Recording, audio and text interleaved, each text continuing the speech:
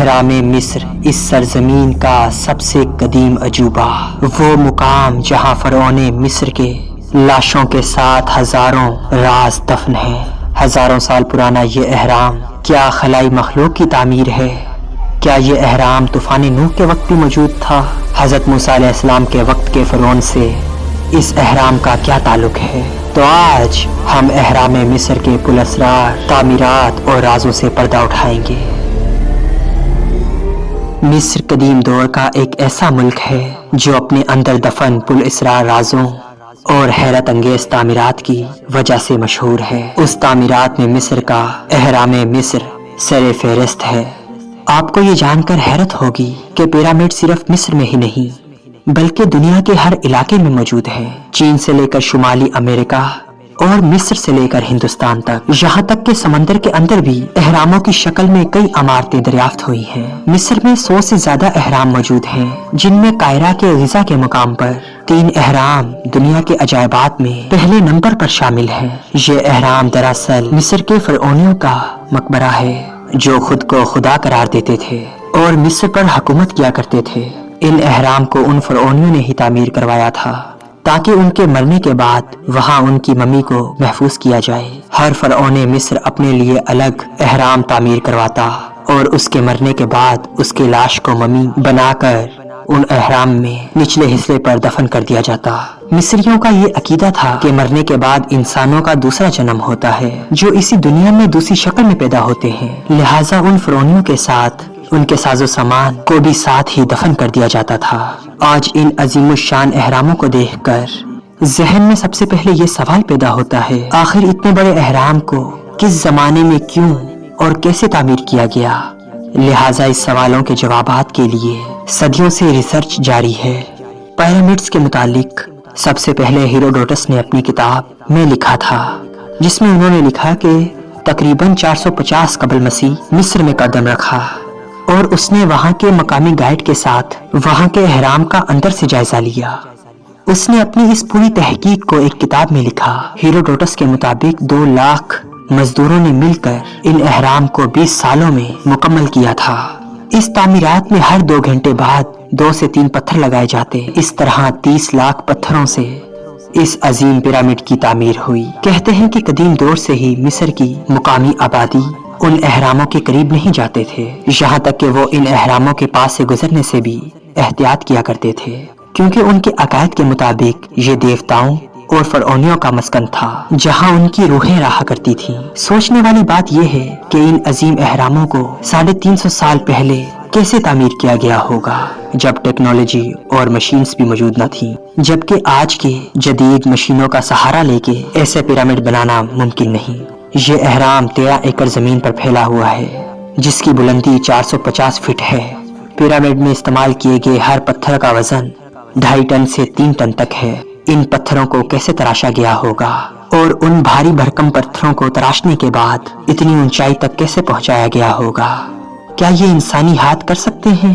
کیا اتنے بڑے بڑے پتھر اتنی اونچائی پر چڑھانا اور انہیں فٹ کرنا ممکن ہے؟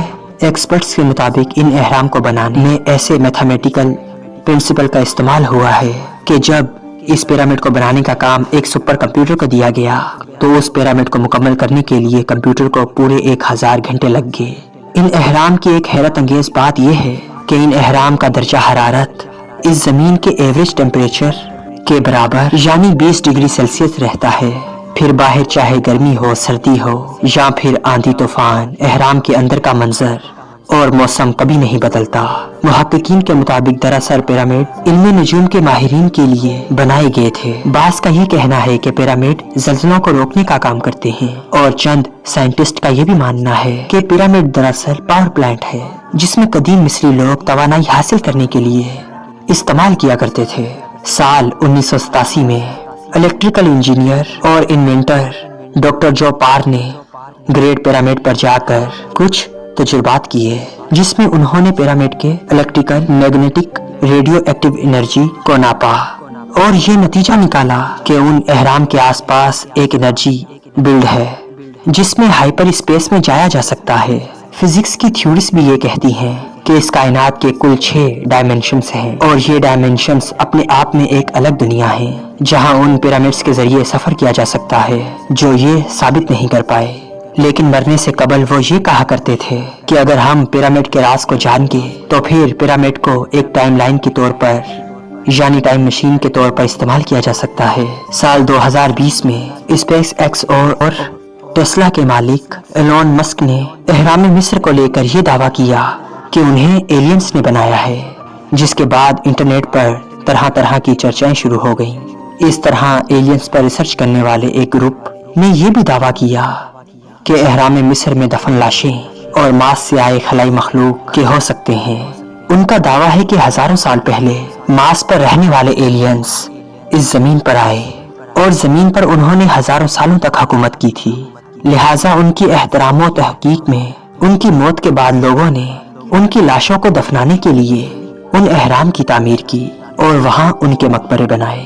ایلین کی وہ قدیم سیویلائزیشنز ہم سے کافی ایڈوانس ٹیکنالوجیز کے مالک تھے جو پیرامڈ کو دوسری دنیا اور ہماری دنیا کے درمیان راستے کے طور پر استعمال کیا کرتے تھے۔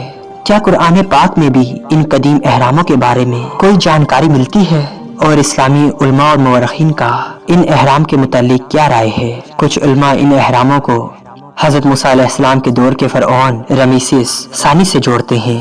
سورہ قصاص کی آیت 37 میں بیان ہوا کہ فرعون نے کہا کہ اے اہل دربار کہ میں اپنے سوا کسی کو تمہارا خدا نہیں مانتا، تو حامان سے کہو کہ میرے لیے غارے کو آگ لگا کے اینٹیں پکوا دو، پھر اس سے ایک اونچا محل بنواؤ تاکہ میں موسیٰ کے خدا کی طرف چڑھ جاؤں، اور میں تو اسے جھوٹا سمجھتا ہوں۔ ان آیات کی روشنی میں کچھ علماء کی رائے ہے کہ ممکن ہے کہ فرعون نے آسمان کے خدا کی طرف جانے کے لیے ان بلند اہراموں کی تعمیر کروائی ہوگی جو اس کے دور حکومت میں مکمل ہوا، اور اس طرح بعد میں آنے والے فرعونیوں نے اپنے لیے اہرام کی تعمیر کروانی شروع کر دی۔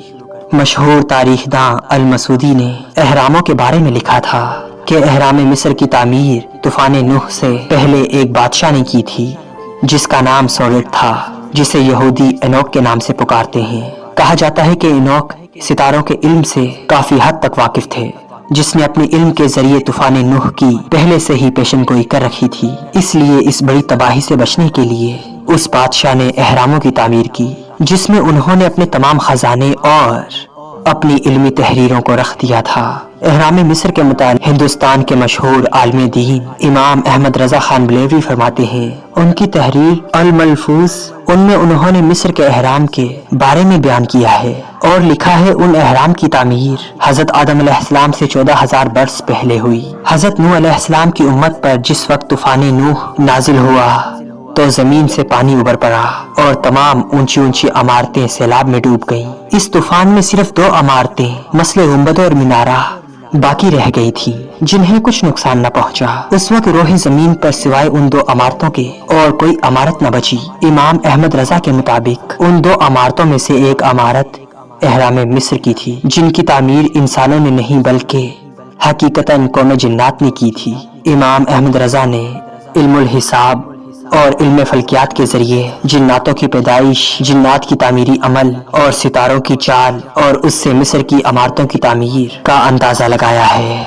یہ ایک بیش قیمت تحریر ہے جس کی بنیاد پر ان اہراموں کی تاریخ اور تعمیر کے تحقیق کے لیے نئے دروازے کھولے جا سکتے ہیں۔ اہرام مصر آج بھی سائنسدانوں کے لیے ایک پہیلی ہے جس پر ریسرچ کے لیے کافی ریسرچر جاری ہیں۔ ان پیرامڈس میں کافی دروازے ایسے ہیں جن کی دریافت اب تک باقی ہے، تو کیا مستقبل میں ان اہراموں سے کسی ایسی چیز کی دریافت ممکن ہے جو انسانی ذہن کو دنگ کر سکتی ہے؟ کیا یہ اہرام صرف فرعونیوں کے مقبرے ہیں یا کسی قدیم تہذیب کے ٹیکنالوجی کا ایڈوانس حصہ؟